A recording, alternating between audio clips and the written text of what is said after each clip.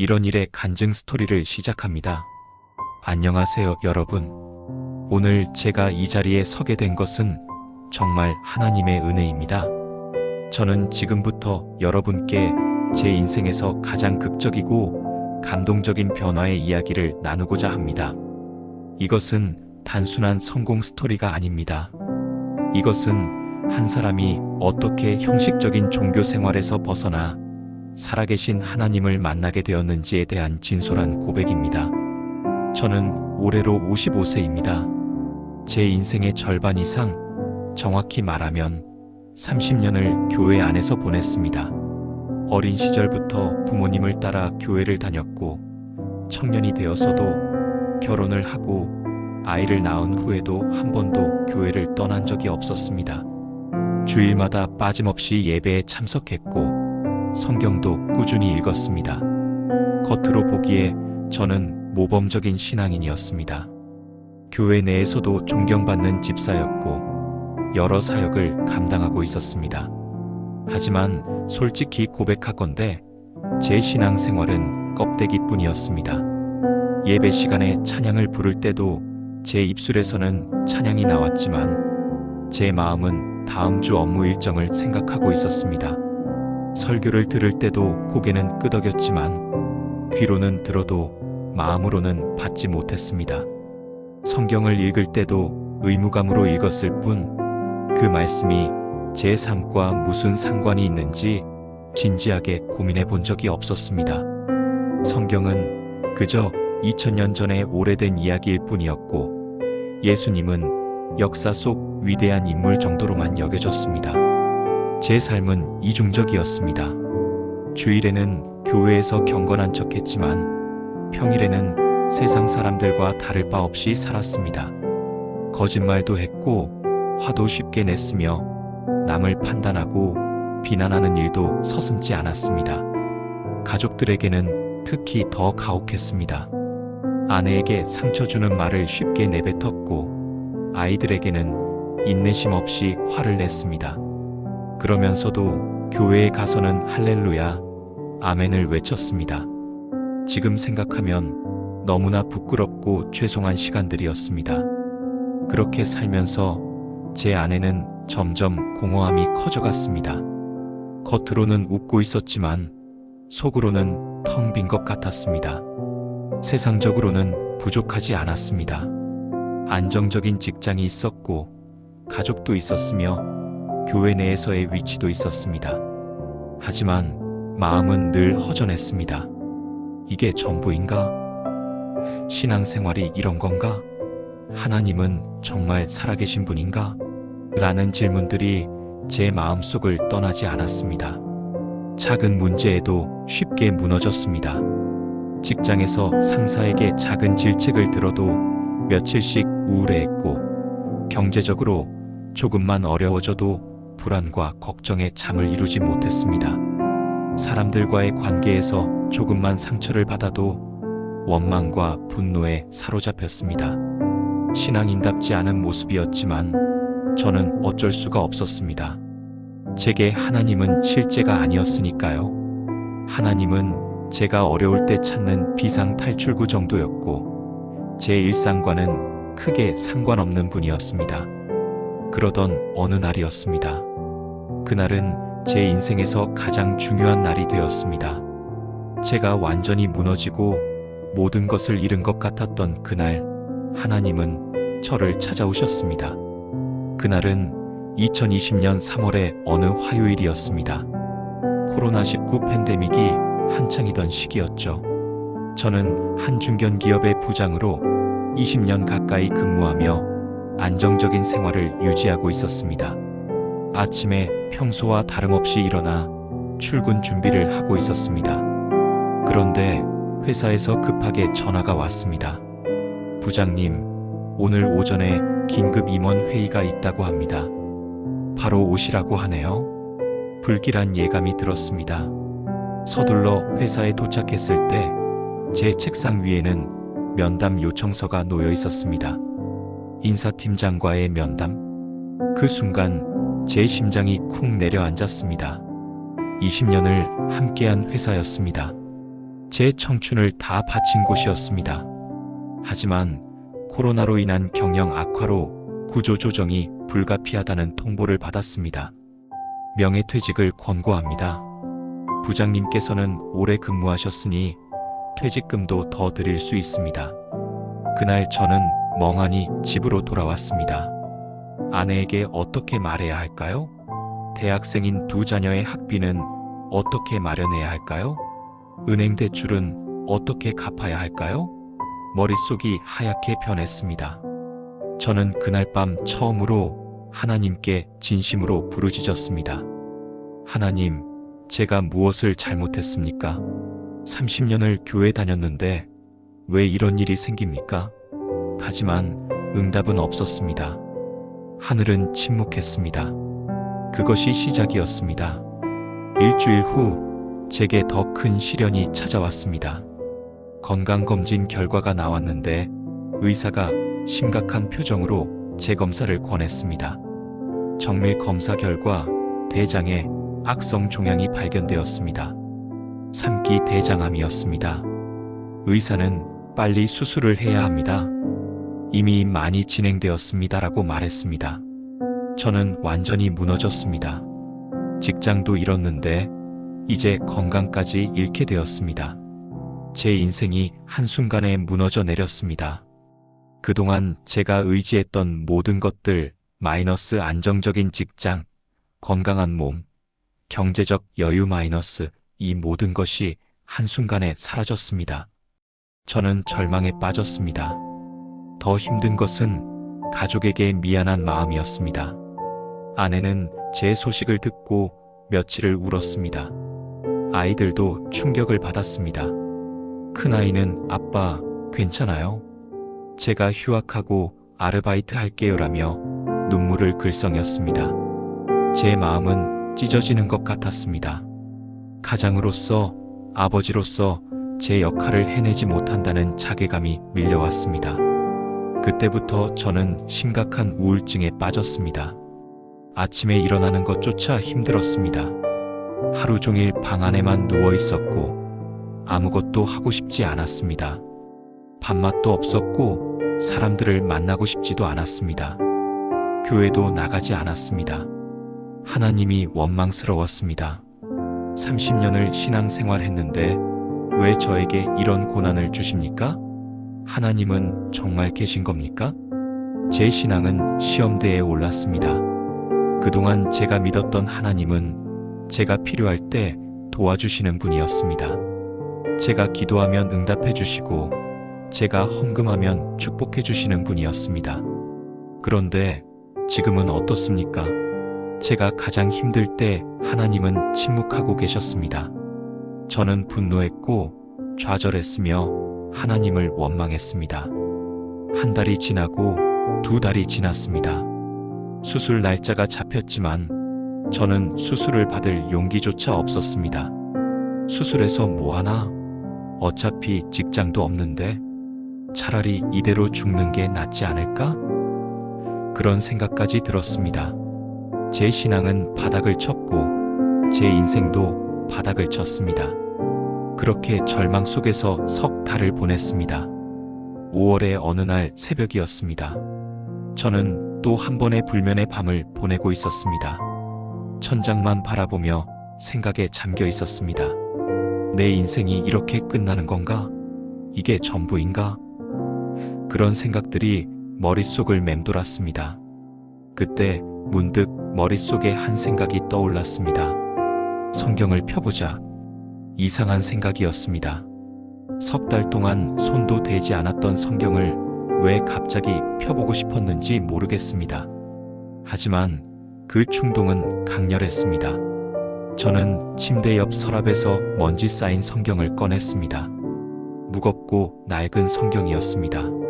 30년 동안 제 곁에 있었지만 진정으로 제 삶에 들어온 적은 없었던 그 책. 무작정 성경을 펼쳤습니다. 신기하게도 요한복음 1장이 펼쳐졌습니다. 저는 아무 생각 없이 읽기 시작했습니다. 태초에 말씀이 계시니라. 이 말씀이 하나님과 함께 계셨으니 이 말씀은 곧 하나님이시니라. 그리고 14절까지 읽었을 때였습니다. 말씀이 육신이 되어 우리 가운데 거하심에 우리가 그의 영광을 보니 아버지의 독생자의 영광이요 은혜와 진리가 충만하더라. 그 순간이었습니다. 그 말씀이 제 영혼 깊숙이 들어왔습니다. 30년 동안 수없이 읽었던 그 구절이 그날 새벽에는 완전히 다르게 다가왔습니다. 마치 누군가 제 마음 깊은 곳을 두드리는 것 같았습니다. 말씀이 육신이 되어 이 짧은 문장이 계속 제 마음에 울렸습니다. 그때 저는 깨달았습니다. 아, 그렇구나. 하나님의 말씀은 단지 기록된 문자가 아니구나. 말씀은 곧 예수님 자신이시구나. 예수님은 먼 옛날 이야기 속의 인물이 아니라 지금도 살아계셔서 제 삶 속에 함께 계시는 분이시구나. 말씀을 통해 예수님이 제 안에 살아 역사하시는구나. 눈물이 쏟아져 내렸습니다. 30년 만에 처음으로 진짜 눈물이었습니다. 지금까지 제 눈물은 모두 제 아픔과 괴로움 때문이었습니다. 하지만 그날 새벽의 눈물은 달랐습니다. 그것은 감사와 회개의 눈물이었습니다. 주님, 제가 너무 오랫동안 주님을 몰랐습니다. 30년 동안 교회를 다녔지만 주님을 진정으로 알지 못했습니다. 성경을 읽었지만 그 속에서 주님을 만나지 못했습니다. 용서해 주세요. 그날 새벽부터 모든 것이 달라지기 시작했습니다. 저는 성경을 다시 읽기 시작했습니다. 하지만 이번에는 달랐습니다. 의무감이나 지식을 얻기 위해서가 아니라 예수님을 만나기 위해 읽었습니다. 한 구절 한 구절이 새롭게 다가왔습니다. 이 말씀이 나를 위한 거구나. 이것이 지금 내 상황에 하시는 주님의 음성이구나. 요한복음을 계속 읽어 내려갔습니다. 생명이 그 안에 있었으니 이 생명은 사람들의 빛이라. 빛이 어두움에 빛이 돼 어두움이 깨닫지 못하더라. 이 말씀을 읽을 때 또 한 번 큰 깨달음이 왔습니다. 주님은 지금 제 어둠 속에 빛으로 오셨구나. 제가 절망의 어둠 속에 있을 때 주님은 결코 저를 떠나지 않으셨구나. 제가 주님을 원망하고 믿음을 잃었을 때도 주님은 계속 제 곁에 계셨구나. 그날 이후 매일 새벽 4시에 일어나 말씀을 읽기 시작했습니다. 전에는 성경을 읽었다면 이제는 성경을 만났습니다. 말씀이 단순한 텍스트가 아니라 살아계신 예수님과의 만남의 자리가 되었습니다. 하루의 피곤한 끝자락에서도 말씀을 펼치면 제 마음을 어루만지는 주님의 음성이 들렸습니다. 말씀과의 새로운 만남은 제 삶의 구체적인 영역들을 변화시키기 시작했습니다. 첫 번째 변화는 용서에 관한 것이었습니다. 사실 저는 오랫동안 한 사람을 깊이 미워하고 있었습니다. 그는 제 직장 동료였던 김 과장이었습니다. 5년 전 중요한 프로젝트를 함께 진행하던 중 그가 저를 배신했습니다. 제 아이디어를 자기 것인 양 상사에게 보고했고 프로젝트의 공로를 독차지했습니다. 그 일로 제가 받아야 했던 승진 기회를 그가 가져갔습니다. 저는 그를 용서할 수 없었습니다. 그 후로 5년 동안 저는 그를 향한 분노와 원망을 품고 살았습니다. 그를 볼 때마다 화가 치밀었고 그의 이름만 들어도 짜증이 났습니다. 교회에서 용서에 대한 설교를 들을 때도 그래, 용서해야지라고 생각은 했지만 실제로는 전혀 용서할 수 없었습니다. 마음속 깊은 곳에는 여전히 독이 가득했습니다. 그런데 말씀을 읽던 어느 날이었습니다. 마태복음 18장을 읽게 되었습니다. 베드로가 예수님께 묻습니다. 주여, 형제가 내게 죄를 범하면 몇 번이나 용서하여 주리이까? 7번까지 하오리이까? 예수님의 대답이 눈에 들어왔습니다. 내게 이르노니 7번뿐 아니라 7번을 70번까지라도 할지니라. 그리고 이어지는 비유를 읽었습니다.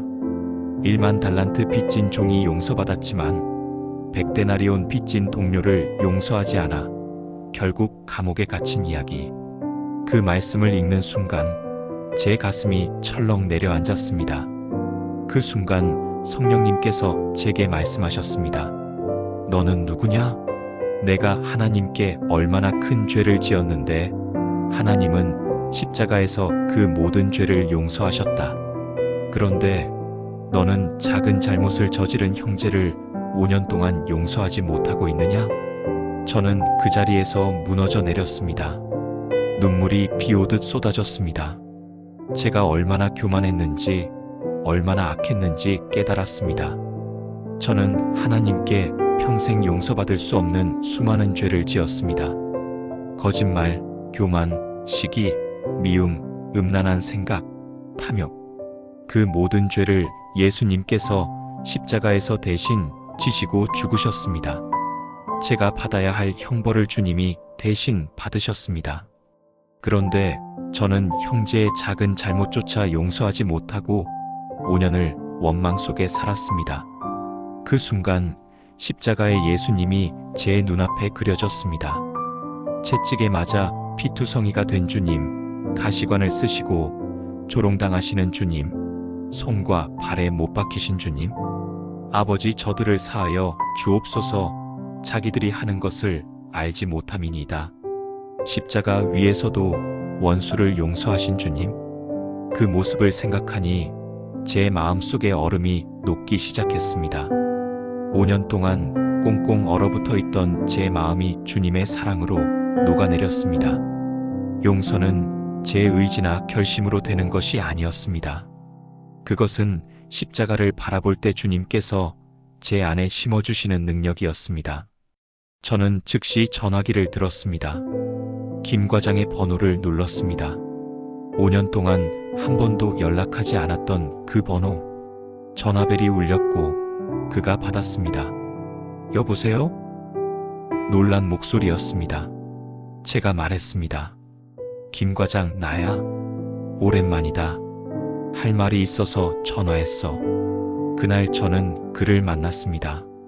커피숍에서 마주 앉았을 때 그는 불편한 표정이었습니다. 5년 동안의 거리감이 느껴졌습니다. 저는 먼저 입을 열었습니다. 김 과장, 그동안 미안했어. 5년 전 그 일로 나는 널 너무 오랫동안 미워했어. 그게 잘못이었어. 나 자신도 하나님 앞에서 얼마나 부족한 사람인데 내 잘못만 보고 용서하지 못했어. 진심으로 미안해. 그리고 용서해 줄게. 김 과장의 눈에 눈물이 고였습니다. 형, 미안해요. 제가 정말 잘못했어요. 그때 형이 얼마나 힘들었을지. 저도 5년 동안 너무 괴로웠어요. 형한테 사과하고 싶었는데 용기가 안 났어요. 정말 미안해요. 우리는 그날 서로를 껴안고 한참을 울었습니다. 커피숍에 있던 사람들이 쳐다봤지만 상관없었습니다. 5년 동안 제 마음을 짓눌렀던 무거운 짐이 내려갔습니다. 제 영혼이 자유로워지는 것을 느꼈습니다. 그날 저는 확실히 깨달았습니다.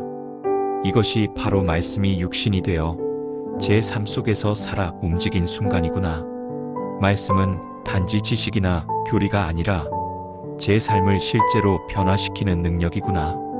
예수님은 2000년 전 역사 속의 인물이 아니라 지금 이 순간 제 안에서 일하시는 살아계신 주님이시구나.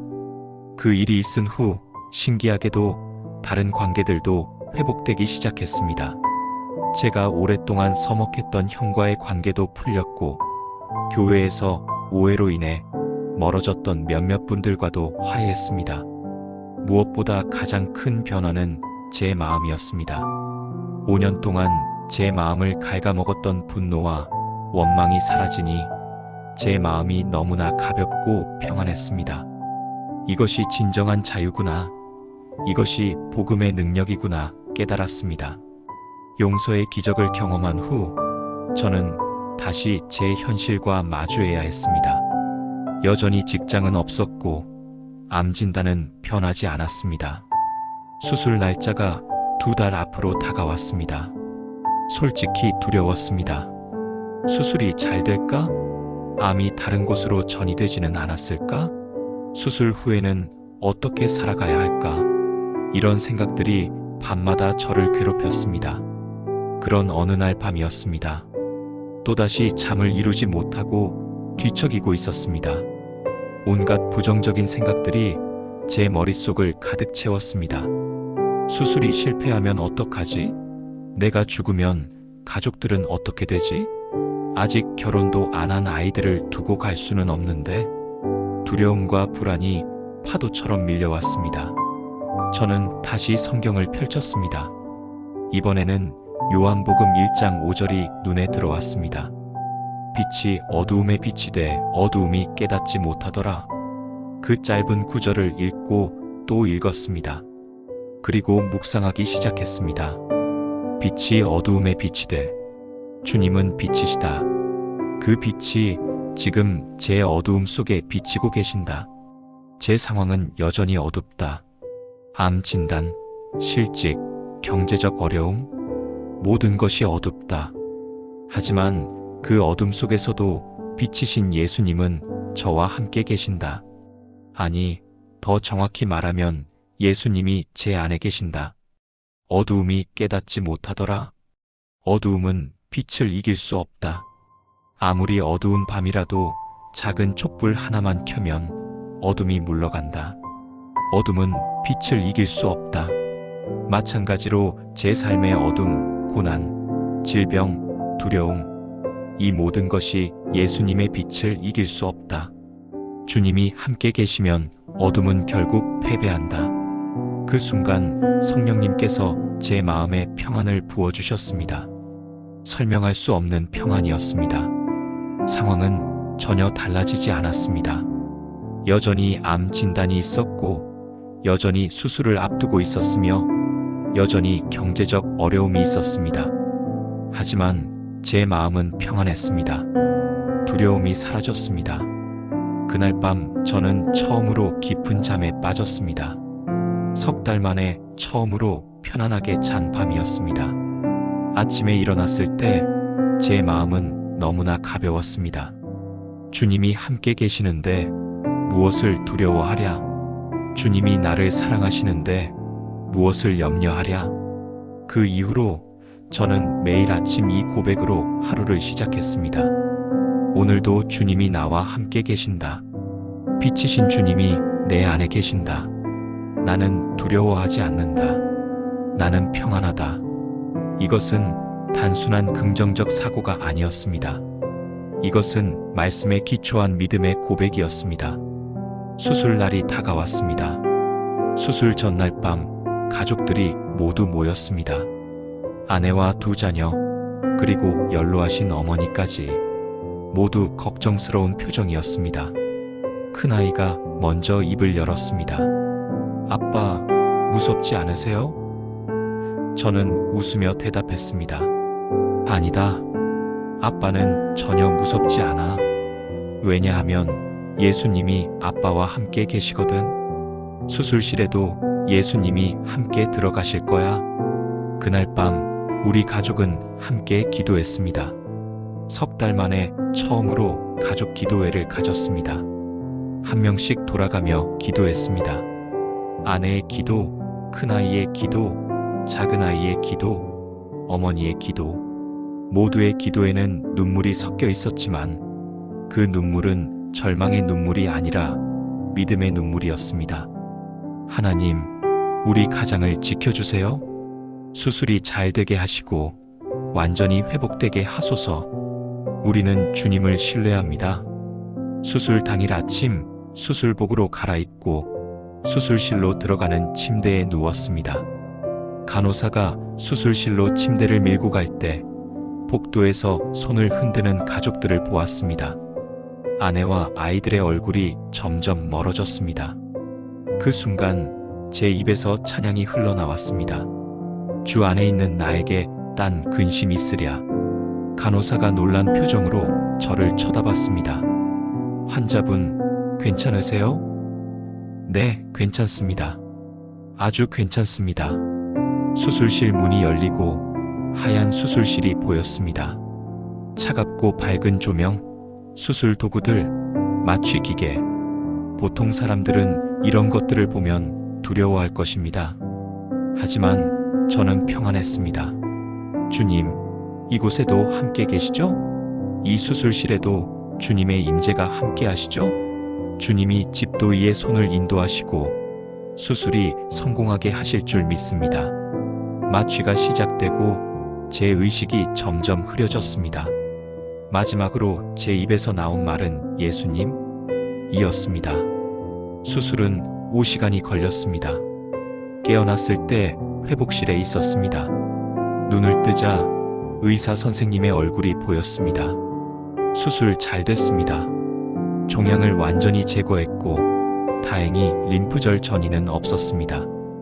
회복만 잘 하시면 됩니다. 그 말을 듣는 순간 눈물이 쏟아졌습니다. 감사합니다, 주님. 감사합니다. 회복실에서 병실로 옮겨졌을 때 가족들이 기다리고 있었습니다. 모두 울고 있었습니다. 기쁨의 눈물이었습니다. 우리는 그 자리에서 함께 기도하며 하나님께 감사를 드렸습니다. 같은 병실에 있던 다른 환자분들과 보호자들도 우리를 쳐다봤습니다. 어떤 분은 뭐가 그렇게 좋으세요? 라고 물었습니다. 저는 대답했습니다. 예수님이 저를 살리셨습니다. 하나님이 함께 계셔서 수술이 성공했습니다. 이번 기간 동안 저는 다른 환자들과 보호자들에게 제 간증을 나눴습니다. 암 진단을 받고 절망했던 이야기, 하나님을 원망했던 이야기, 그러나 말씀을 통해 예수님을 만난 이야기, 그리고 지금 평안과 기쁨을 누리고 있다는 이야기. 많은 분들이 제 이야기를 듣고 위로를 받았습니다. 어떤 분은 저도 성경을 한번 읽어봐야겠어요 라고 말씀하셨고, 어떤 분은 교회 좀 소개해 주세요 라고 하셨습니다. 그때 저는 또 한 번 깨달았습니다. 하나님은 제 고난조차도 선한 목적을 위해 사용하신다는 것을. 제가 고난을 겪지 않았다면, 제가 절망을 경험하지 않았다면, 저는 결코 진정한 예수님을 만나지 못했을 것입니다. 그리고 지금 이 병실에서 다른 환자들에게 복음을 전할 기회도 없었을 것입니다. 로마서 8장 28절 말씀이 떠올랐습니다. 우리가 알거니와 하나님을 사랑하는 자, 곧 그의 뜻대로 부르심을 입은 자들에게는 모든 것이 합력하여 선을 이루느니라. 정말 그랬습니다. 실직도, 암 진단도, 수술도 이 모든 것이 합력하여 선을 이루고 있었습니다. 제가 진정한 신앙인으로 거듭나는 선을, 제 가족이 하나님을 더 깊이 만나는 선을, 그리고 다른 사람들에게 복음을 전하는 선을 이루고 있었습니다. 퇴원 후 회복 기간이 시작되었습니다. 의사는 최소 3개월은 충분히 쉬면서 건강을 회복해야 한다고 했습니다. 항암 치료는 다행히 필요 없었지만 수술 후유증이 만만치 않았습니다. 몸이 약해져서 조금만 움직여도 힘들었고 식사도 제대로 할 수 없었습니다. 하지만 그 회복 기간은 제게 축복의 시간이었습니다. 평생 바쁘게만 살았던 제가 처음으로 여유를 가지고 하나님과 깊이 교제하는 시간을 가졌습니다. 매일 아침 일찍 일어나 말씀을 읽고 기도했습니다. 더 이상 의무감으로 하는 것이 아니라 주님을 만나고 싶은 갈망으로 했습니다. 말씀을 읽을 때마다 새로운 깨달음이 있었습니다. 30년 동안 읽었던 성경이지만 이제는 완전히 새로운 책처럼 느껴졌습니다. 한 구절 한 구절이 제 영혼에 생명을 불어넣었습니다. 시편을 읽을 때는 다윗의 고백이 제 고백이 되었고, 복음서를 읽을 때는 예수님이 바로 지금 제 앞에 계신 것처럼 생생했습니다. 특히 시편 23편이 제게 큰 위로가 되었습니다. 여호와는 나의 목자시니 내게 부족함이 없으리로다. 그가 나를 푸른 풀밭에 누이시며 쉴 만한 물가로 인도하시는도다. 내 영혼을 소생시키시고 자기 이름을 위하여 의의 길로 인도하시는도다. 내가 사망의 음침한 골짜기로 다닐지라도 해를 두려워하지 않을 것은 주께서 나와 함께 하심이라. 이 말씀을 읽으며 깨달았습니다. 주님은 나의 목자시다. 목자는 양을 지키고 인도하고 먹이신다. 나는 주님의 양이다. 주님께서 나를 이 모든 고난의 과정을 통해 인도하고 계신다. 푸른 풀밭과 쉴만한 물가로, 즉 평안과 회복의 자리로 인도하고 계신다. 사망의 음침한 골짜기 같은 암 진단과 수술을 통과할 때도 주님께서 함께 하셨다. 회복되는 과정은 쉽지 않았습니다. 어떤 날은 통증이 심해서 잠을 이루지 못했고, 어떤 날은 우울한 기분이 들어 아무것도 하기 싫었습니다. 하지만 그럴 때마다 저는 말씀을 붙들었습니다. 고린도후서 12장 9절, 내 은혜가 내게 족하도다. 이는 내 능력이 약한 데서 온전하여짐이라. 이 말씀이 제게 큰 힘이 되었습니다. 주님, 제가 약합니다. 너무 약해서 혼자서는 아무것도 할 수 없습니다. 하지만 주님의 은혜가 제게 족합니다.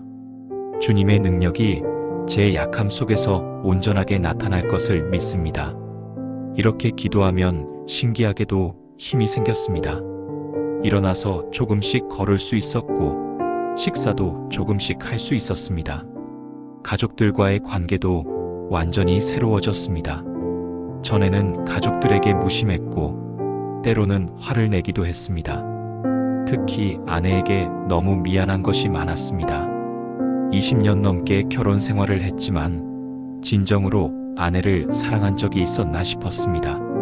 저는 제 일에만 바빴고 제 생각만 했으며 아내의 수고와 헌신을 당연하게 여겼습니다.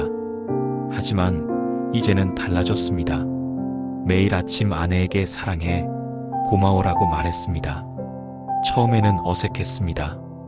20년 동안 한 번도 하지 않았던 말이었으니까요. 하지만 계속하다 보니 자연스러워졌고 진심이 담겼습니다. 아내는 처음에는 놀랐지만 점점 얼굴이 밝아졌습니다. 당신 정말 많이 변했어요. 예전 같지 않아요. 정말 감사해요. 아이들과의 관계도 좋아졌습니다. 전에는 아이들과 대화할 시간도 없었고, 대화를 해도 잔소리만 했습니다. 공부 열심히 해라, 게임 그만해라, 휴대폰 좀 내려놔라, 이런 말들만 했습니다. 하지만 이제는 아이들의 이야기를 진심으로 들어주었습니다. 그들의 고민을 들어주고 그들의 꿈을 격려해 주었습니다. 그리고 매일 밤 아이들을 위해 기도했습니다. 특히 큰아이와의 관계가 많이 회복되었습니다. 큰아이는 대학생인데 사춘기 때부터 저와 거리가 멀어졌었습니다. 제가 너무 권위적이고 엄격했기 때문입니다. 하지만 제가 아프고 난 후 큰아이는 제 곁을 많이 지켜주었습니다.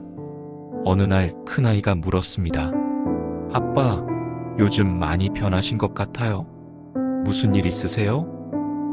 저는 솔직하게 대답했습니다. 응, 아빠가 예수님을 진짜로 만났거든. 그래서 변하고 있어. 큰아이는 잠시 생각하더니 말했습니다. 저도 예수님을 그렇게 만나고 싶어요. 교회는 다녔지만 하나님이 진짜 계신지 잘 모르겠거든요.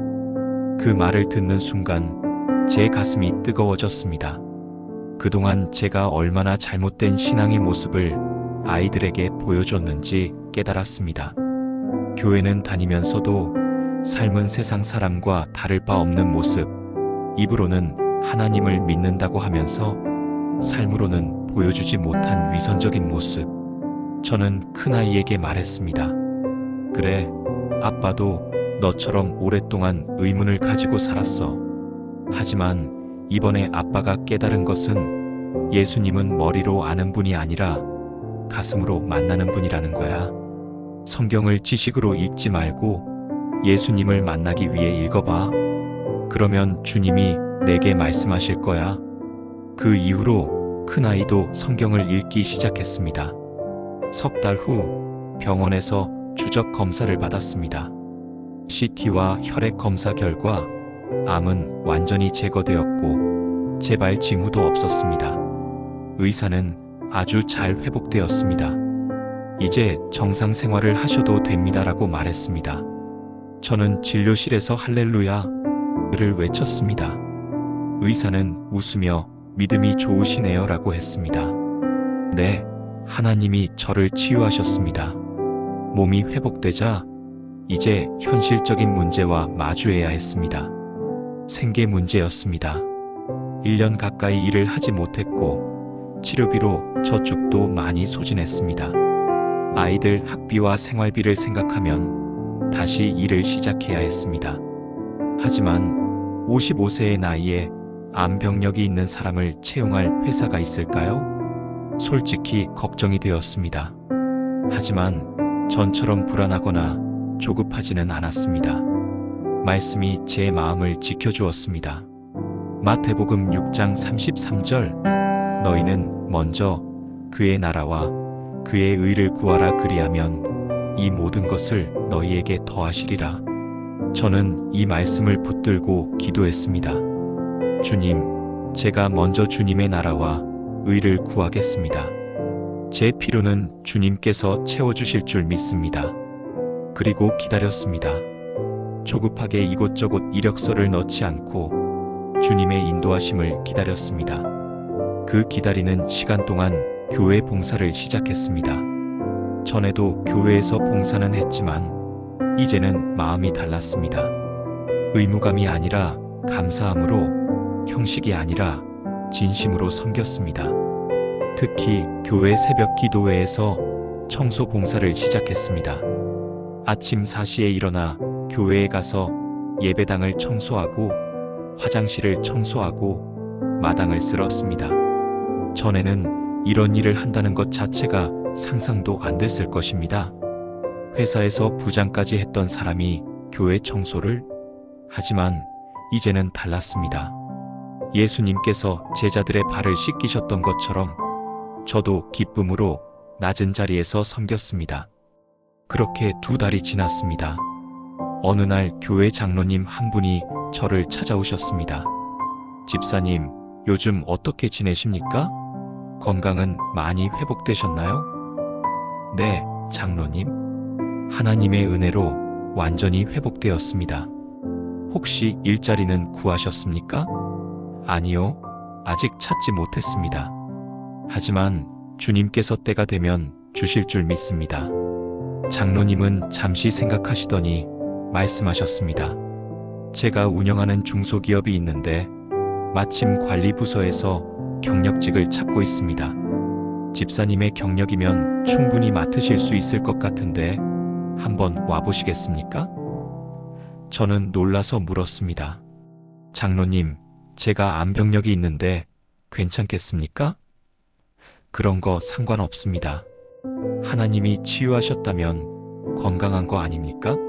그리고 요즘 집사님의 변화된 모습을 보면서 이런 분과 함께 일하면 우리 직원들에게도 좋은 영향을 줄 것 같다는 생각이 들었습니다.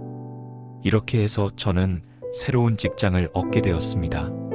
전 직장보다 규모는 작았고 연봉도 조금 낮았습니다. 하지만 감사했습니다. 이것이 하나님께서 제게 주신 기회임을 알았습니다. 그리고 결심했습니다. 이 직장에서 예수님의 사랑을 보여주는 일꾼이 되겠다고. 새 직장에서의 첫날, 저는 다짐했습니다. 이제 나의 삶 자체가 예배가 되어야 한다. 일하는 모든 순간이 주님께 드리는 예배가 되어야 한다. 말씀이 내 삶 속에서 육신이 되어 나타나야 한다. 그리고 실천하기 시작했습니다. 동료들에게 친절하게 대했습니다. 어려운 일이 있으면 먼저 도와주었습니다. 후배 직원들을 격려하고 칭찬했습니다. 실수를 해도 화내지 않고 이해하고 가르쳐 주었습니다. 점심시간에는 혼자 밥 먹는 신입사원이 있으면 함께 밥을 먹으며 이야기를 들어주었습니다. 회식 자리에서도 술을 강요하지 않고 다른 회식 자리에서도 술을 강요하지 않고 다른 사람들의 이야기를 경청했습니다. 처음에는 동료들이 의아해했습니다. 부장님은 좀 다르시네요? 다른 관리자들과는 분위기가 달라요. 점점 사람들이 저를 찾아와 고민을 털어놓기 시작했습니다. 가정 문제, 경제적 어려움, 직장 내 갈등, 건강 문제 등 사람들은 각자의 짐을 안고 살고 있었습니다. 저는 그들의 이야기를 들어주고 위로해주며 때로는 조언도 해주었습니다. 그리고 기회가 될 때마다 제 간증을 나눴습니다. 제가 암 진단을 받았을 때 사람들은 제 이야기에 귀를 기울였습니다. 그리고 물었습니다. 그런 어려움 속에서도 어떻게 그렇게 긍정적일 수 있으세요? 저는 대답했습니다. 예수님이 함께 계시기 때문입니다. 하나님의 말씀이 제 삶을 지탱해주기 때문입니다. 어떤 직원은 저도 교회 한번 가봐도 될까요? 라고 물었습니다. 저는 기쁘게 대답했습니다. 물론이죠. 다음 주일에 함께 가시죠. 그렇게 해서 몇몇 직원들이 교회에 나오기 시작했습니다. 그중 한 분은 3개월 후에 예수님을 영접하고 세례를 받았습니다. 그분은 눈물을 흘리며 말했습니다. 부장님을 통해 예수님을 알게 되었어요. 부장님의 삶이 저에게 복음이었어요. 그 말을 들을 때 제 가슴이 뜨거워졌습니다. 이것이구나. 이것이 말씀이 육신이 되는 것이구나. 나의 삶 자체가 복음이 되는 것이구나. 저는 더 이상 입으로만 믿는 신앙인이 아니었습니다. 삶으로 증거하는 신앙인이 되었습니다. 직장에서의 변화와 함께 가정에도 놀라운 일들이 일어나기 시작했습니다. 가장 큰 변화는 아내에게서 나타났습니다. 아내는 오랫동안 제 때문에 많은 상처를 받고 살았습니다. 제 무관심, 제 화, 제 이기심, 20년 넘게 참고 견디며 살았습니다. 결혼 생활이 행복하지 않았을 것입니다. 하지만 제가 변하자 아내도 변하기 시작했습니다. 얼굴이 밝아졌고 웃음이 많아졌습니다. 집안 분위기도 완전히 달라졌습니다. 전에는 집이 냉랭하고 무거운 분위기였다면 이제는 따뜻하고 평안한 분위기가 되었습니다. 어느 날 아내가 말했습니다. 여보, 우리 함께 부부 성경 공부해요. 당신이 그렇게 변한 비결을 나도 알고 싶어요. 저는 너무 기뻤습니다. 아내와 함께 성경을 읽고 싶었지만 먼저 제안하기가 조심스러웠는데 아내가 먼저 제안한 것입니다. 그날부터 매일 밤 잠들기 전에 30분씩 부부 성경 공부 시간을 가졌습니다. 한 장씩 읽고 서로 느낀 점을 나누고 함께 기도했습니다. 처음에는 어색했지만 점점 자연스러워졌습니다. 그리고 그 시간이 너무 소중했습니다. 성경을 함께 읽으면서 우리 부부는 더 깊이 이해하고 사랑하게 되었습니다. 에베소서 5장을 읽을 때 남편들아, 아내 사랑하기를 그리스도께서 교회를 사랑하시고 그 교회를 위하여 자신을 주심같이 하라는 말씀에서 제가 얼마나 부족한 남편이었는지 깨달았습니다. 저는 아내 앞에서 눈물을 흘리며 용서를 구했습니다. 여보, 그동안 미안했어요. 당신을 진정으로 사랑하지 못했어요. 이제부터는 그리스도께서 교회를 사랑하신 것처럼 당신을 사랑하겠어요? 아내도 울면서 말했습니다. 나도 미안해요. 당신을 많이 원망하고 살았어요. 당신이 변하기를 기대하지 않고 그냥 참고 견디기만 했어요. 이제는 함께 주님 안에서 새로운 결혼 생활을 시작해요. 우리는 그날 서로를 껴안고 한참을 울었습니다. 그리고 함께 기도했습니다. 하나님, 우리 부부를 새롭게 하소서. 우리 가정을 주님의 나라로 만들어 주소서. 아이들에게도 변화가 나타났습니다. 큰아이는 본격적으로 신앙생활을 시작했습니다. 매일 성경을 읽고 기도하며 교회 청년부 활동에도 적극적으로 참여했습니다. 어느 날 큰아이가 말했습니다. 아빠, 저도 예수님을 만났어요. 말씀을 읽는데 예수님이 제게 말씀하시는 게 느껴졌어요. 너무 감동적이었어요. 작은 아이도 변했습니다. 반항적이고 게임에만 빠져있던 아이가 이제는 가족과 대화도 많이 하고 교회도 스스로 나가고 동생들을 챙기는 모습을 보였습니다. 아빠가 변하니까 집이 좋아졌어요? 이제 집에 오는 게 좋아요? 우리 가족은 매주 일요일 저녁마다 가족 예배를 드리기 시작했습니다. 한 명씩 돌아가며 찬양을 인도하고 말씀을 나누고 기도했습니다.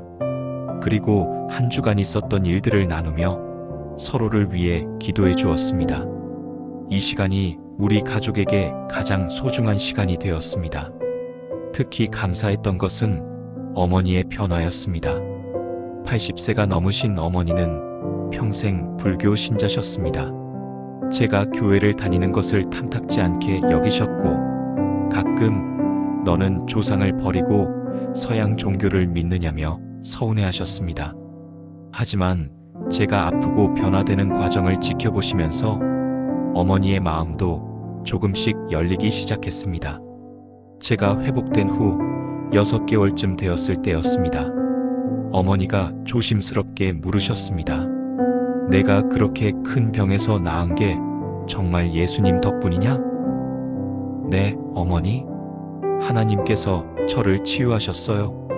그리고 제 마음도 완전히 바꾸셨어요. 어머니는 한참을 생각하시더니 말씀하셨습니다. 그럼 나도 한번 교회에 가볼까?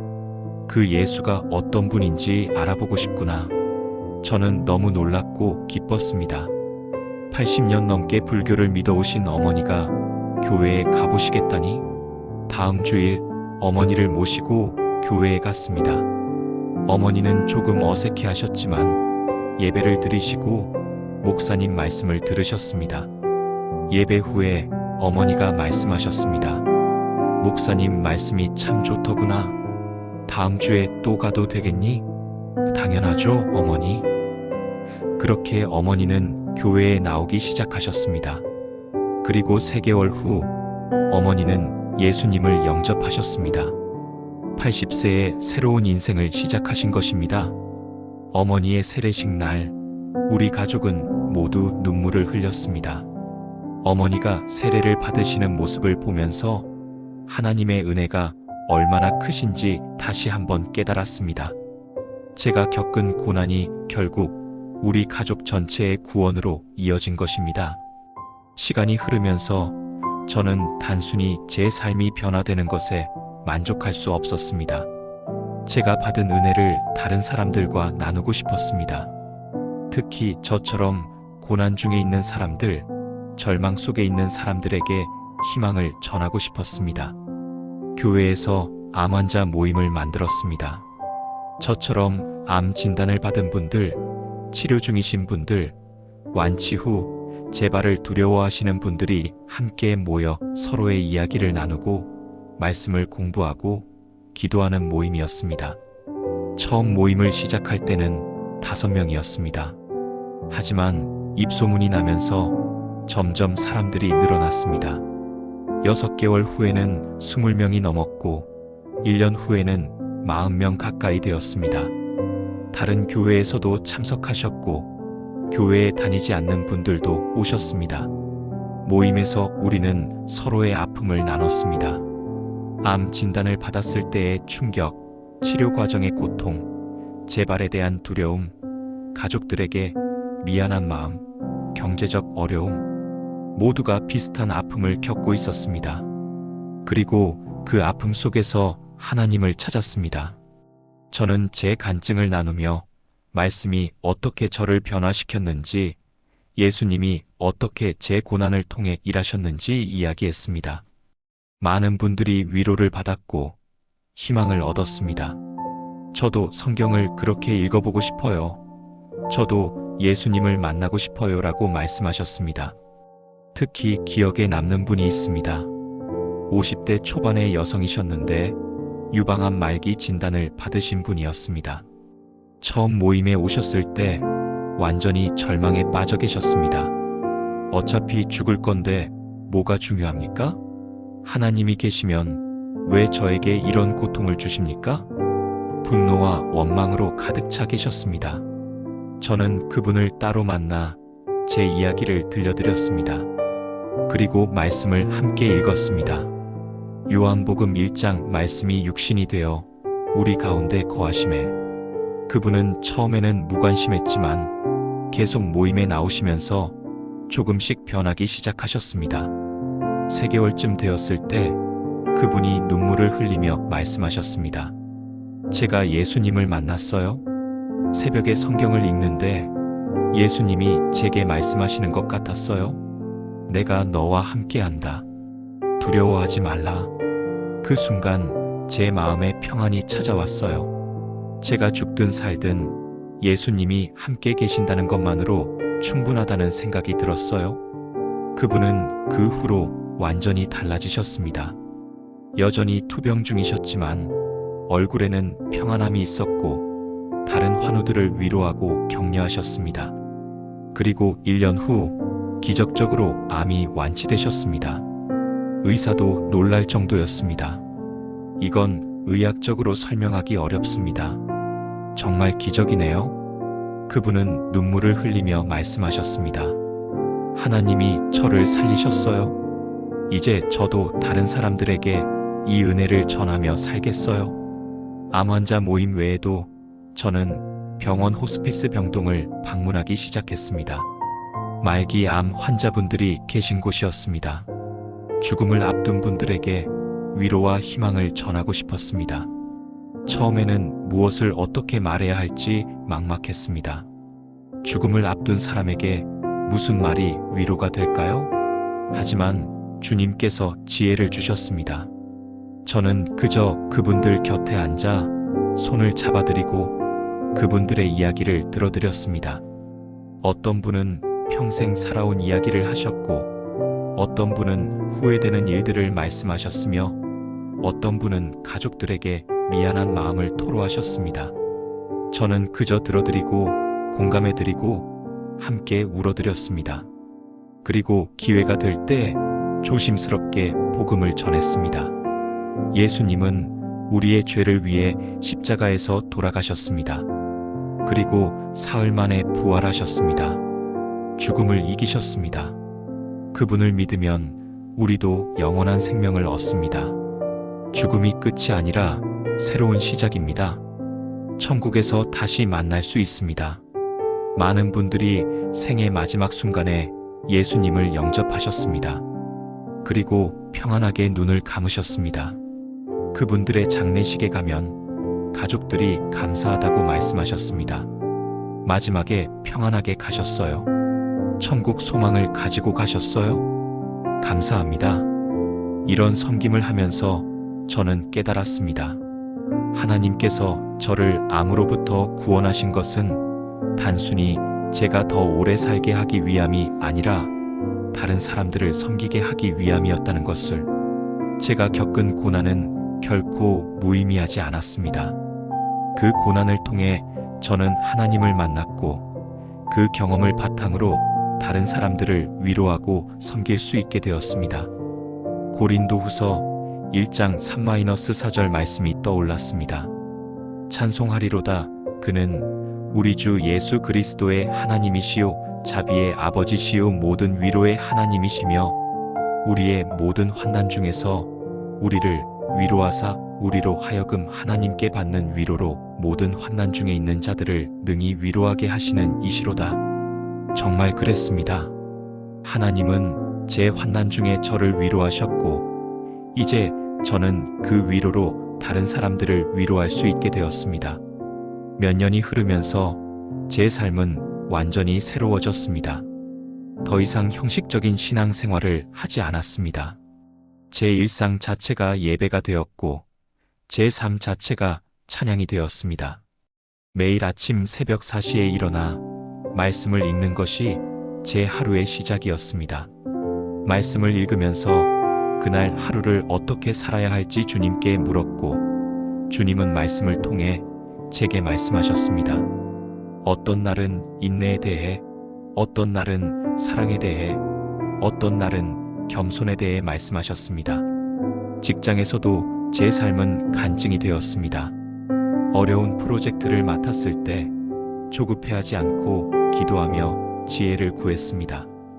동료와 갈등이 있을 때 화내지 않고 먼저 용서하고 이해하려고 노력했습니다. 성과가 좋을 때 교만하지 않고 하나님께 영광을 돌렸습니다. 실패했을 때 좌절하지 않고 하나님의 뜻을 구했습니다. 동료들이 물었습니다. 어떻게 그렇게 평안할 수 있어요? 어떻게 그렇게 긍정적일 수 있어요? 저는 대답했습니다. 제 안에 예수님이 계시기 때문입니다.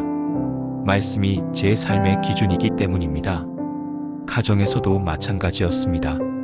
매일 아내와 함께 성경을 읽고 기도했습니다. 아이들과도 자주 대화하며 그들의 삶에 관심을 가졌습니다. 가족 모두가 함께 성장하고 있었습니다. 특히 감사한 것은 큰아이가 신학교에 진학하기로 결정한 것이었습니다. 아빠, 저도 목회자가 되고 싶어요. 아빠처럼 사람들에게 복음을 전하고 싶어요. 큰아이의 그 고백을 들었을 때 제 눈에서 눈물이 쏟아졌습니다. 제가 30년 동안 보여주지 못했던 진정한 신앙을 이제 제 아이가 보고 배운 것입니다. 교회에서도 더 많은 섬김의 기회가 주어졌습니다. 새신자 양육을 담당하게 되었고 청년부 멘토로도 섬기게 되었습니다. 제 간증을 듣고 교회에 등록한 분들이 많았는데 그분들을 양육하는 기쁨이 너무 컸습니다.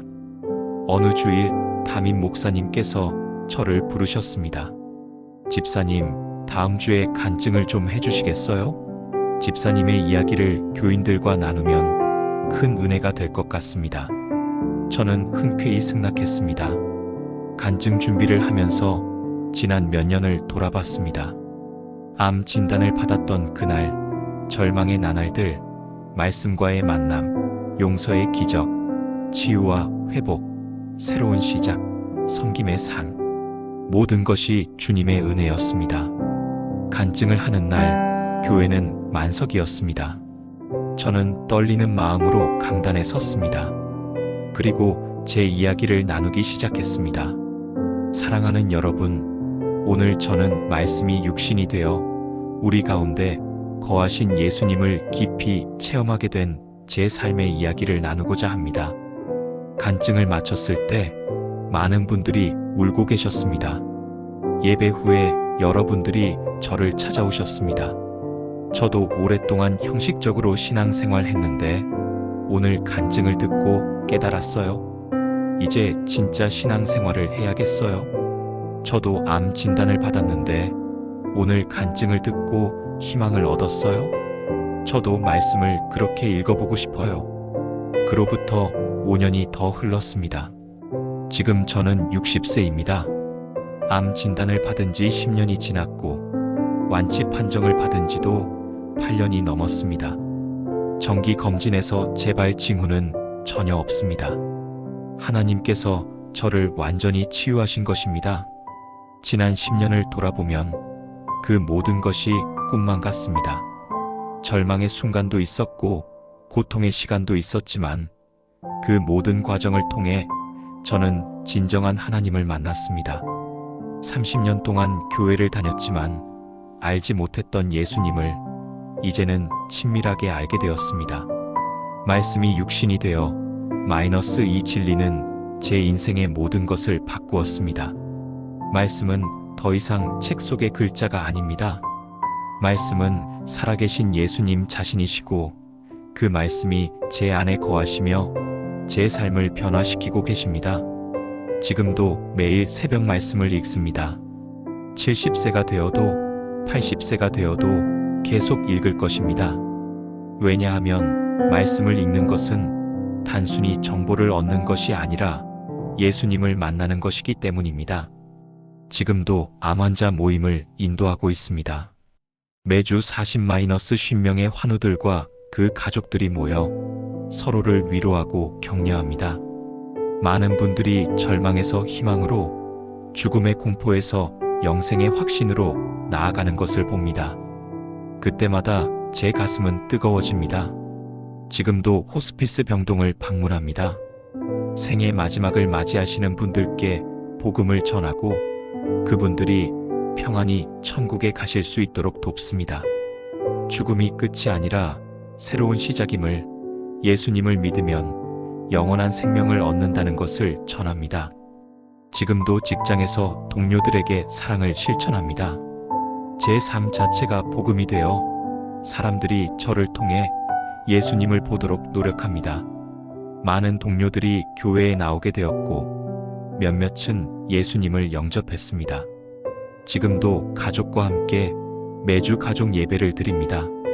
큰아이는 신학교를 졸업하고 이제 전도사로 사역하고 있습니다. 작은 아이도 대학을 졸업하고 직장 생활을 하면서 교회에서 청년부를 섬기고 있습니다. 아내는 여전히 제 곁에서 저를 지지하고 격려해주며 함께 주님을 섬기고 있습니다. 어머니는 85세가 넘으셨지만 여전히 건강하시고 매주 교회에 나가 기도로 섬기고 계십니다. 우리 가족은 완전히 변화되었습니다. 전에는 각자 따로 살았다면 이제는 주님 안에서 하나가 되었습니다. 전에는 표면적인 관계였다면 이제는 깊은 사랑의 관계가 되었습니다. 우리 집은 작은 교회가 되었고 우리 가정은 하나님의 사랑이 흐르는 통로가 되었습니다. 최근에는 교회에서 새로운 사역을 시작했습니다. 말씀으로 사는 삶이라는 제목의 소그룹 모임입니다. 형식적인 신앙생활에서 벗어나 말씀을 통해 예수님을 진정으로 만나기를 원하는 분들이 모입니다. 매주 함께 모여 말씀을 깊이 묵상하고 삶에 적용하며 서로의 변화를 나눕니다. 첫 모임 때 10명으로 시작했는데 지금은 5개 그룹으로 늘어나 50명이 넘는 분들이 참여하고 있습니다. 각 그룹에서 놀라운 간증들이 나옵니다. 저도 예수님을 만났어요. 제 가정이 회복되었어요. 오랫동안 미워했던 사람을 용서했어요. 직장에서 동료가 제 변화를 보고 교회에 나오기 시작했어요. 이런 간증들을 들을 때마다 저는 다시 한번 확신합니다. 말씀은 정말 살아있고 운동력이 있으며 사람의 영혼을 변화시키는 능력이 있다는 것을. 예수님은 2000년 전에만 살았던 분이 아니라 지금도 살아계셔서 말씀을 통해 우리 안에 거하시며 우리를 변화시키시고 우리를 통해 세상을 변화시키신다는 것을. 몇 달 전에는 출판사에서 연락이 왔습니다. 제 간증을 책으로 출판하고 싶다고 했습니다. 처음에는 망설였습니다. 내가 무슨 자격으로 책을 쓴다는 말인가? 하지만 기도하면서 주님의 뜻을 구했을 때 평안이 찾아왔습니다. 이것도 주님께서 주신 기회구나. 더 많은 사람들에게 복음을 전하라는 주님의 뜻이구나. 그래서 책을 쓰기 시작했습니다. 제목은 말씀이 육신이 되어 -30년 형식적 신앙에서 살아있는 믿음으로였습니다. 제가 겪었던 모든 과정, 절망과 고난, 만남과 변화, 치유와 회복, 섬김과 사랑의 이야기를 솔직하게 담았습니다. 책이 출판되고 얼마 지나지 않아 놀라운 일들이 일어났습니다. 전국 각지에서 연락이 왔습니다. 책을 읽고 감동받았습니다. 저도 당신처럼 변화되고 싶습니다. 우리 교회에 와서 간증해 주실 수 있나요? 저는 시간이 허락하는 한 이곳저곳을 다니며 간증을 했습니다. 특히 기억에 남는 것은 한 여대생의 이야기입니다. 그 학생은 우울증으로 자살을 시도했다가 실패하고 병원에 입원해 있었다고 합니다. 병실에서 우연히 제 책을 읽게 되었고 큰 감동을 받아 예수님을 영접했다고 합니다. 그리고 지금은 완전히 회복되어 대학을 다니며 캠퍼스에서 복음을 전하고 있다고 합니다. 그 학생이 저를 찾아왔을 때 저는 울지 않을 수 없었습니다. 제가 겪었던 고난, 제가 경험했던 변화, 그것이 이렇게 다른 사람의 생명을 살리는 도구가 되다니 하나님의 섭리는 정말 놀랍습니다. 요즘 저는 은퇴를 준비하고 있습니다. 2년 후면 정년입니다. 하지만 두렵지 않습니다. 오히려 기대됩니다. 은퇴 후에는 더 많은 시간을 선교와 봉사에 사용할 수 있으니까요. 아내와 함께 단기 선교를 계획하고 있고 전국의 교회와 병원을 다니며 간증 사역을 하고 싶습니다. 주님께서 제게 주신 이 경험과 간증을 죽는 날까지 사람들과 나누고 싶습니다. 절망 속에 있는 사람들에게 희망을 주고 형식적 신앙에 머물러 있는 사람들에게 진정한 신앙을 소개하고 하나님을 모르는 사람들에게 복음을 전하고 싶습니다. 사랑하는 여러분, 오늘 저는 제 인생의 가장 중요한 이야기를 여러분과 나눴습니다. 이것은 단순히 한 사람의 성공 스토리가 아닙니다. 이것은 하나님의 은혜가 한 죄인의 삶을 어떻게 완전히 변화시켰는지에 대한 간증입니다. 저는 30년 동안 교회를 다녔지만 진정한 예수님을 알지 못했습니다. 성경을 읽었지만 말씀을 지식으로만 받아들였습니다. 예배를 드렸지만 제 삶은 변하지 않았습니다. 저는 형식적인 신앙인이었고 위선자였습니다. 하지만 하나님은 저를 포기하지 않으셨습니다. 고난이라는 도구를 사용해서라도 저를 깨우치셨습니다. 실직과 암 진단, 그 절망의 순간에 주님은 저를 찾아오셨습니다. 요한복음 1장 14절 말씀이 육신이 되어 우리 가운데 거하시매라는 한 구절을 통해 저는 살아계신 예수님을 만났습니다. 그 만남 이후 제 인생은 완전히 바뀌었습니다.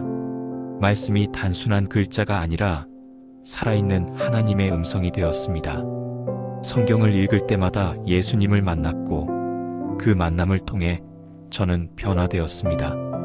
용서하지 못했던 사람을 용서했습니다. 십자가를 바라보니 용서할 수밖에 없었습니다. 두려워했던 죽음 앞에서 평안을 얻었습니다. 빛이신 예수님이 함께 계시니 어둠이 물러갔습니다. 절망적이었던 상황 속에서도 희망을 잃지 않았습니다. 모든 것이 합력하여 선을 이루시는 하나님을 신뢰했습니다. 제 가정이 회복되었습니다. 20년 넘게 형식적이었던 부부 관계가 진정한 사랑의 관계로 바뀌었습니다. 소원했던 자녀들과의 관계가 친밀해졌습니다. 불교 신자였던 어머니가 80세에 예수님을 영접하셨습니다. 제 직장 생활이 변화되었습니다. 일터가 사역지가 되었고 제 삶 자체가 복음이 되었습니다. 많은 동료들이 저를 통해 예수님을 알게 되었고 교회에 나오게 되었습니다. 제가 받은 은혜를 나누기 시작했습니다. 암 환자 모임을 만들어 고난 중에 있는 분들을 위로했습니다. 호스피스 병동을 방문하여 죽음을 앞둔 분들에게 영생의 소망을 전했습니다. 책을 써서 더 많은 사람들에게 간증을 나눴습니다. 그리고 지금도 계속됩니다. 매일 새벽 말씀을 통해 예수님을 만나고 그분의 음성을 듣고 그 말씀대로 살아가려고 노력합니다. 완벽하지는 않습니다. 여전히 실수도 하고 넘어지기도 합니다. 하지만 다시 일어납니다. 왜냐하면 예수님이 저와 함께 계시기 때문입니다. 사랑하는 여러분, 이 모든 것은 제가 특별해서가 아닙니다. 제가 뭔가 대단한 사람이어서가 아닙니다. 오직 하나님의 은혜입니다. 그리고 이 은혜는 저만을 위한 것이 아닙니다. 여러분도 경험할 수 있습니다. 혹시 지금 형식적인 신앙생활에 만족하지 못하고 계신가요? 교회는 다니지만 삶이 변하지 않아 답답하신가요? 성경을 읽어도 그것이 단지 오래된 이야기로만 느껴지시나요? 예배를 드려도 마음에 감동이 없으신가요? 여러분께 권합니다. 말씀을 다시 펴보세요. 하지만 이번에는 다르게 읽으세요. 지식을 얻기 위해서가 아니라 예수님을 만나기 위해 읽으세요. 의무감으로가 아니라 갈망하는 마음으로 읽으세요. 주님, 제게 말씀해 주세요. 당신의 음성을 듣고 싶습니다라고 기도하며 읽으세요. 그러면 여러분도 경험하게 될 것입니다. 말씀이 육신이 되어 여러분 안에 거하시는 예수님을, 그분이 여러분의 상처를 치유하시고 여러분의 마음에 평안을 주시며 여러분의 삶을 완전히 새롭게 하시는 것을. 혹시 지금 고난 중에 계신가요? 질병으로, 경제적 어려움으로, 관계의 문제로, 혹은 다른 어떤 이유로 고통받고 계신가요? 낙심하지 마세요. 하나님은 여러분의 고난도 선한 목적을 위해 사용하실 것입니다. 제가 그랬던 것처럼 고난이 여러분을 진정한 하나님께로 인도하는 통로가 될 수 있습니다. 요한복음 1장 5절을 기억하세요. 빛이 어두움에 빛이 돼 어두움이 깨닫지 못하더라. 여러분의 상황이 아무리 어둡더라도 빛이신 예수님은 그 어둠을 이기십니다. 그분이 여러분과 함께 계십니다. 그분이 여러분을 지키시고 인도하시며 결국에는 승리하게 하실 것입니다. 혹시 용서하지 못하는 사람이 있으신가요? 오랫동안 미움과 원망을 품고 계신가요? 십자가를 바라보세요. 여러분을 위해 돌아가신 예수님을 보세요. 그분이 여러분의 모든 죄를 용서하셨습니다. 그 사랑을 경험하면 여러분도 다른 사람을 용서할 수 있게 됩니다. 용서는 여러분의 힘이 아니라 십자가의 능력입니다. 혹시 미래가 불안하신가요? 내일에 대한 걱정과 두려움이 여러분을 짓누르고 있나요? 마태복음 6장 34절을 기억하세요. 그러므로 내일 일을 위하여 염려하지 말라. 내일 일은 내일이 염려할 것이요 한날의 괴로움은 그날로 족하니라. 하나님은 오늘도 여러분을 먹이셨습니다. 내일도 먹이실 것입니다. 그분을 신뢰하세요. 사랑하는 여러분, 말씀이 육신이 되어라는 진리는 단지 신학적 개념이 아닙니다. 그것은 삶의 실제입니다. 예수님은 오늘도 말씀으로 우리 안에 거하시며 우리의 상처를 치유하시고 절망 속에 빛이 되어 주십니다. 우리의 삶을 변화시키시고 우리를 통해 세상을 변화시키십니다. 저는 이제 고백합니다. 예수님은 제게 먼 하늘의 하나님이 아니라 지금 이 순간 제 안에서 살아 역사하시는 말씀의 주님이십니다. 그리고 그 주님과 동행하는 삶이야말로 진정한 신앙인의 길임을 확신합니다. 여러분도 이 은혜를 누리시기를 간절히 축복합니다. 여러분도 말씀을 통해 예수님을 만나시기를 기도합니다. 여러분의 삶도 완전히 새로워지기를 소망합니다. 그리고 여러분을 통해 많은 사람들이 복음을 듣고 구원받기를 기대합니다. 기억하세요. 예수님은 살아계십니다. 그분은 2000년 전 역사 속의 인물이 아닙니다. 그분은 지금도 말씀을 통해 우리에게 말씀하시고 우리 안에 거하시며 우리를 변화시키십니다. 말씀을 펴세요. 그리고 그 말씀 속에서 예수님을 만나세요. 그것이 여러분 인생 최고의 경험이 될 것입니다. 전능하신 하나님 아버지, 오늘 이렇게 제 간증을 나눌 수 있게 하심을 감사드립니다. 지난 10년간 제가 겪었던 모든 과정, 고난과 절망, 만남과 변화, 치유와 회복, 그 모든 것이 주님의 은혜였음을 고백합니다. 주님, 30년 동안 형식적으로 신앙생활 했던 저를 깨워주셔서 감사합니다. 고난을 통해서라도 저를 진정한 신앙의 길로 인도해 주셔서 감사합니다. 말씀을 통해 살아계신 예수님을 만나게 하셔서 감사합니다. 이 간증을 듣는 모든 분들도 같은 은혜를 경험하게 하옵소서. 형식적인 신앙에서 벗어나 진정한 믿음으로 나아가게 하옵소서. 말씀을 통해 예수님을 만나는 기쁨을 누리게 하옵소서. 삶이 완전히 변화되는 놀라운 역사를 경험하게 하옵소서. 고난 중에 있는 모든 분들을 위로해 주옵소서. 절망 속에 있는 이들에게 희망을 주시고 어둠 속에 있는 이들에게 빛을 비춰주시며 두려워하는 이들에게 평안을 주옵소서. 이 간증이 한 사람이라도 더 주님께 돌아오는 계기가 되게 하옵소서. 한 영혼이라도 더 구원받는 통로가 되게 하옵소서. 주님의 이름이 높임받고 주님의 나라가 확장되며 주님의 뜻이 이루어지게 하옵소서. 오늘부터 저희 모두가 말씀으로 사는 삶을 살게 하옵소서. 매일 말씀을 통해 주님을 만나고 그 말씀대로 살아가며 우리의 삶 자체가 복음이 되게 하옵소서. 이 모든 영광을 오직 주님께만 돌려드립니다.